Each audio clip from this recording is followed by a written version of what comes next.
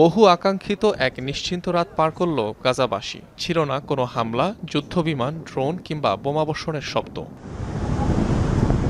বৃহস্পতিবার গাজায় যুদ্ধবিরতি চুক্তির অনুমোদন দেয় ইসরায়েলি মন্ত্রিসভা, যা প্রধানমন্ত্রীর কার্যালয় থেকে প্রকাশিত বিবৃতিতে নিশ্চিত করা হয়। নেতানিয়াহু জানান, লক্ষ্য পূরণের জন্যই এই পদক্ষেপ।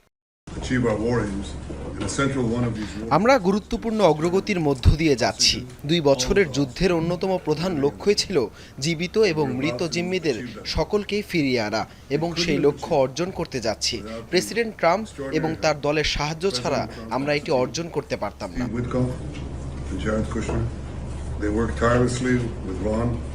যুদ্ধবিরতি কার্যকরের 24 ঘন্টার মধ্যেই গাজার নির্দিষ্ট এলাকা থেকে সরে যাবে আইডিএফ সেনারা। তবে উপত্যকার 53% অঞ্চলে নিয়ন্ত্রণ থাকবে তাদের হাতে। বাকি 2 ধাপে সম্পূর্ণরূপে প্রত্যাহার করা হবে ইসরায়েলি বাহিনীকে। আর 72 ঘন্টার মধ্যেই সকল ইসরায়েলি জিম্মিদের মুক্তি দেবে হামাস। বিনিময়ে ইসরায়েলি কারাগার থেকে 2000-এর মতো ফিলিস্তিনি বন্দী ছাড়া পাবে। সকল জিম্মি মুক্তির পর নতুন করে আর হামলা করবে না তেল আবিব, মিলেছে এমন আশ্বাসও। যুদ্ধবিরতি চুক্তি অনুযায়ী গাজা থেকে সেনাবাহিনী প্রত্যাহার, সাহায্য প্রবেশ, রাফা ক্রসিং খুলে দেওয়া হবে। এছাড়াও ইসরায়েলি কারাগারে আটক 250 জন বীর ফিলিস্তিনি, 7 অক্টোবরের পর আটক হওয়া গাজা উপত্যকার আরও 1700 বন্দীসহ সব নারী ও শিশুকে মুক্তি দেওয়া হবে।